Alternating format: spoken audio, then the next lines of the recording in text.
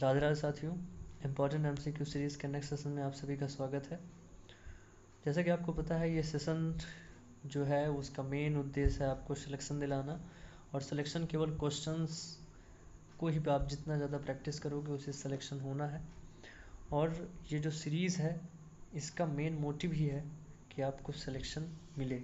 और अगर आप हमारी इस सीरीज़ से जुड़े रहेंगे तो निश्चित है कि आपके पास इतने ज़्यादा क्वेश्चन हो जाएंगे कि जब आप एग्ज़ाम में बैठेंगे तो ऐसा लगेगा कि ये सारे क्वेश्चन हम कहीं ना कहीं पढ़ चुके हैं, क्योंकि हम यहाँ पर क्वेश्चंस ही नहीं डिस्कस करते हैं, साथ में उससे रिलेटेड कुछ ना कुछ आपको फैक्ट्स भी बताते हैं। ठीक है, so without wasting time let's begin the session. सबसे पहला हमारा क्वेश्चन है, what is the botanical name of seven grass. तो सेवन ग्रास क्या है? ये एक ऐसी घास है जो कि ज़्यादातर ड्राई लैंड एरियाज़ में देखने को मिलती है, यानी बंजर भूमि में ये घास आपको ज़्यादातर देखने को मिल जाएगी। इसका जो वनस्पतिक नाम है वो क्या है, तो वही क्वेश्चन है। तो ए है लेसेउरस सिंडिकस, बी आपका ऑप्शन है पैनिकम मैक्सिमम, सी है साइनाडॉन डैक्टिलॉन, ये एक खरपतवार है, और डी है आपका सेंसरस सिलेरिस। तो ए जो होगा वो इसका राइट आंसर होगा, यानी लेसेउरस सिंडिकस जो है वो इसका बोटेनिकल नेम है। और ये किस फैमिली से बिलोंग करता है, ये घास किस फैमिली से बिलोंग करता है, तो ये पोएसी फैमिली से बिलोंग करता है, और ये घास ज़्यादातर ड्राई लैंड एरियाज़ में देखने को मिलती है। ठीक है, तो A will be the right answer of this question. Next question पर चलते हैं। नेक्स्ट क्वेश्चन हमारा है RMO40। RMO40 is a variety of. तो RMO40 किसकी वैरायटी है, तो RMO40 जो है वो हमारी मॉथ बीन की वैरायटी, किसकी वैरायटी है, मॉथ बीन की वैरायटी है। मॉथ बीन से रिलेटेड कुछ इंपॉर्टेंट बात है जो आपको पता होना चाहिए। जैसे मॉथ बीन जो है वो एक लेग्यूम क्रॉप है जिसमें प्रोटीन कंटेंट जो है लगभग 22 से 24% तक पाया जाता है। इसका बोटेनिकल नेम जो है वो विग्ना एकॉन्टिफोलिया है, फैमिली जो इसकी है फैबेसी है। ये एक ड्रॉट रेजिस्टेंट क्रॉप है।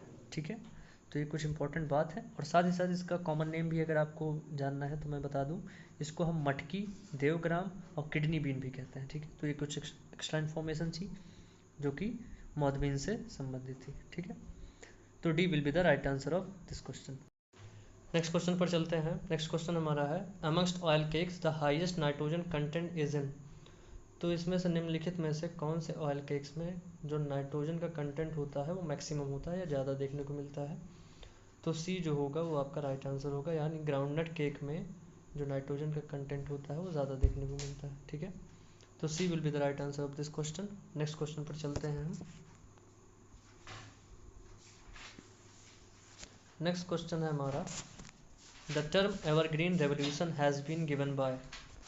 ये जो एवरग्रीन रेवोल्यूशन है, एवरग्रीन का मतलब सदाबहार होता है, जो रेवोल्यूशन टर्म है इसको किसने दिया है, तो this term was given by, option हमारा है doctor AS Paroda, doctor MS Swaminathan, doctor VL Chopra, doctor RS Paroda. तो B will be the right answer of this question, यानी MS स्वामीनाथन जो होगा वो इसका राइट आंसर होगा। तो evergreen revolution term MS Swaminathan ने दिया है। MS स्वामीनाथन के बारे में अगर आप एग्रीकल्चर से हैं और उनके बारे में आपको पता नहीं है तो बहुत ही शर्म की बात है। तो इनके बारे में कुछ इंपॉर्टेंट बातें हैं जो आपको पता होनी चाहिए। जैसे MS स्वामीनाथन साहब जो थे वो एक वीड ब्रीडर थे, इन्हें father of green revolution in India भी कहते हैं। ये एक्स मेंबर थे प्लानिंग कमीशन के। इनको वर्ल्ड फूड प्राइज जो है 1987 में मिला था, FAO के द्वारा दिया गया था। और इनको जो है मिलेनियम प्राइज से भी सम्मानित किया गया था हमारे जो पूर्व प्रधानमंत्री थे अटल बिहारी वाजपेयी द्वारा। और रिसेंटली इनको जो है मरणोपरांत जो है भारत रत्न से भी सम्मानित किया जा चुका है, और इस समय वो हमारे बीच नहीं है, ये काफ़ी दुख की बात है। तो ये कुछ इम्पोर्टेंट बातें थी जो आपको पता होनी चाहिए। नेक्स्ट क्वेश्चन पर चलते हैं। क्वेश्चन नंबर 156 है हमारा, maximum residual acidity is associated with the continuous soil application of. तो जो हमारा रेजिड्यू का मतलब क्या होता है, प्लांट के रेजिड्यू, अवशेष जिनको हम कहते हैं, जो हमारे अवशेष होते हैं फसलों के, तो उनमें जो है एसिडिटी आ जाती है। तो एसिडिटी कब होगी, कब हो पाती है, जब हम यूरिया का एप्लीकेशन करते हैं ज़्यादा, या अमोनियम नाइट्रेट का एप्लीकेशन करते हैं, या अमोनियम सल्फेट का, या यानी कैन का करते हैं। ठीक है, तो कब होता है, तो जब हम अमोनियम सल्फेट का एप्लीकेशन अगर आप सॉइल में ज़्यादा कर रहे हो तो क्रॉप की जो रेसिड्यूज़ हैं उसमें उसका जो बिहेवियर हो जाता है वो एसिडिक हो जाता है, ठीक है, एसिडिटी उसमें देखने को मिलती है, ठीक है। तो C will be the right answer of this question. तो अमोनियम सल्फेट के एप्लीकेशन से मैक्सिमम रेजिडुअल एसिडिटी एसोसिएट करती है, तो C will be the right answer of this question. Next question पर चलते हैं हम। Most important potential contaminants of food produced on sewage and sludge amended soil, मतलब कि जो ऐसी सॉयल है, ठीक है, जहाँ पर नाली का पानी या गंदा पानी आ रहा है, अगर उसमें आप फूड का प्रोडक्शन या मतलब किसी भी फसल का प्रोडक्शन होता है या उसका कल्टीवेशन आप करते हो, तो जो आपका वो क्रॉप होगी उसमें किस तत्व की पोटेंशियलिटी ज़्यादा देखने को मिलेगी या उस फूड में किस तत्व की जो पोटेंशियलिटी है वो ज़्यादा होगी, ये हमारा क्वेश्चन है। तो most important potential contaminants of food produced on sewage and sludge amended soil, तो कौन सा ऐसा तत्व होगा, तो ए आपका ऑप्शन है क्रोमियम, बी हैलेड, जिंक या कैडमियम। तो D will be the right answer of this question है, कैडमियम का कंटेंट जो होगा वो ज़्यादा देखने को मिलेगा अगर आप Suez and sludge amended soil में कल्टीवेशन करते हैं तो, ठीक है। तो D will be the right answer of this question. Next question पर हम चलते हैं।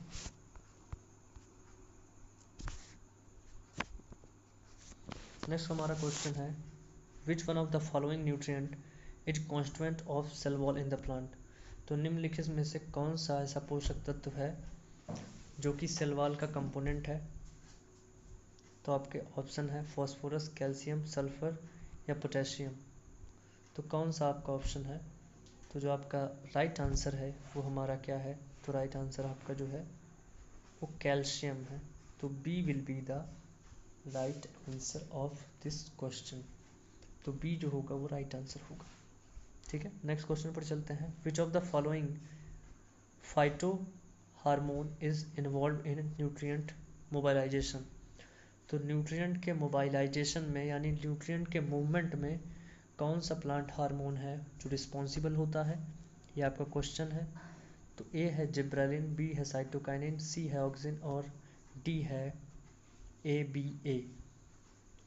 तो जो आपका राइट आंसर होगा वो आपका होगा ऑक्सिन। तो ऑक्सिन प्लांट हार्मोन जो होता है वो न्यूट्रिएंट के मूवमेंट में के लिए रिस्पॉन्सिबल होता है, ठीक है। तो C will be the right answer. Next हमारा क्वेश्चन है heavy application of potassium fertiliser often lead to reduced absorption of,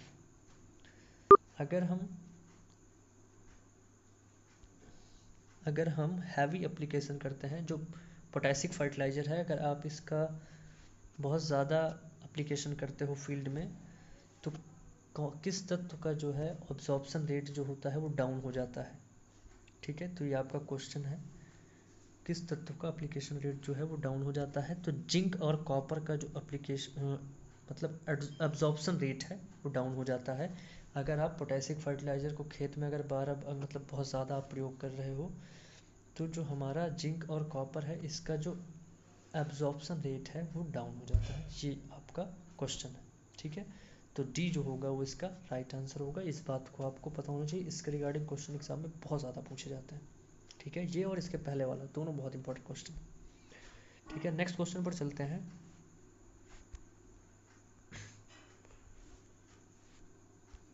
next question हमारा if plant shows extensive interveinal chlorosis of the older leaves, older का मतलब leaves का मतलब पुरानी पत्तियों में जो है, एक्सटेंसिव का मतलब बाहरी जो पत्तियों की जो वेन होती है, इंटर मतलब कि पत्तियों के बीच में जो वेन होती है उसकी बात कर रहा है, तो उसमें क्लोरोसिस देखने को मिलती है, मतलब कलरलेस कंडीशन आ जाती है।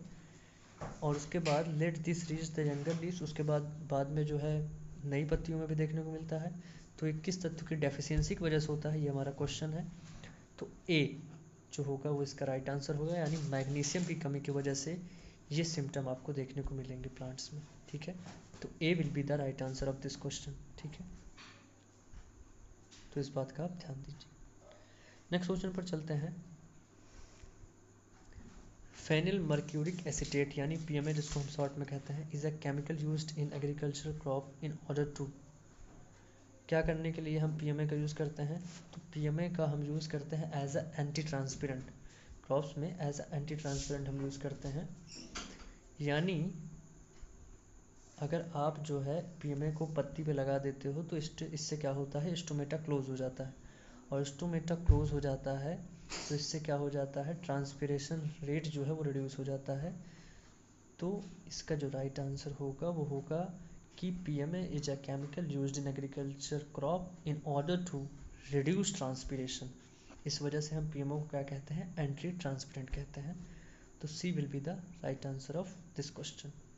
ठीक है, नेक्स्ट क्वेश्चन पर हम चलते हैं। This is the last question. Water requirement includes the losses due to. जो वाटर की रिक्वायरमेंट है इसके वजह से, मतलब वाटर की जो रिक्वायरमेंट है, मतलब वाटर कितना चाहिए आपको, इसका लॉस कैसे बहुत ज़्यादा लॉस देखने को मिलता है। तो कंजप्टिव यूज़ आप करते हो, जब इसका बहुत ज़्यादा आप यूज़ कर रहे हो तो वाटर रिक्वायरमेंट की जो है कमी आएगी ही। Water required for special operation, आप किसी स्पेशल ऑपरेशन के लिए भी वाटर का यूज कर रहे हैं। And other economically unavoidable losses of water, और बहुत सारे ऐसे भी प्लांट के लॉसेस हैं जिनको आप चाह के भी अवॉइड नहीं कर सकते, मतलब वो अनअवॉइडेबल है। जैसे प्लांट जो होता है वो हमारा सारा वाटर यूटिलाइज नहीं करता है, बहुत ही कम परसेंटेज में वाटर यूटिलाइज करता है। मैक्सिमम वाटर जो होता है वो ट्रांसपिरेशन के साथ लॉस कर देता है, तो हम वाटर को तो यूटिलाइज नहीं कर पाते हैं ना। तो जो C होगा वो इसका राइट आंसर होगा। ठीक है, तो C will be the right answer of this question. ठीक है, आई होप आपको ये सेशन पसंद आया होगा। थोड़ा सा वीडियो रिकॉर्ड करने में बहुत सारी डिफ़िकल्टीज़ का सामना करना पड़ता है भाई लोग। कोशिश मैं यही करता हूँ कि आप तक बहुत अच्छा कंटेंट पहुँचाऊँ, और थोड़ा एक्सप्लेनेशन में प्रॉब्लम आती है क्योंकि डिस्टर्बेंस हो ही जाता है, हम फैमिली में रहते हैं तो इस तरीके की दिक्कत आती है। बट फिर भी कोशिश यही रहती है कि आप तक जो है वो कंटेंट बहुत अच्छे तरीके से पहुँचाया जाए। ठीक है, मिलते हैं नेक्स्ट सेशन में, तब तक के लिए love you all, take care, keep smiling, keep practice, और ज़्यादा से ज़्यादा इस सेशन को शेयर करें। आई होप कुछ ना कुछ तो मैं इन्फॉर्मेशन आप सबको दे ही पाता हूँ। तो इसी चीज़ के लिए कैसा लगा आपको इस सेशन ज़रूर कमेंट करके बताएं। Thank you and have a nice day.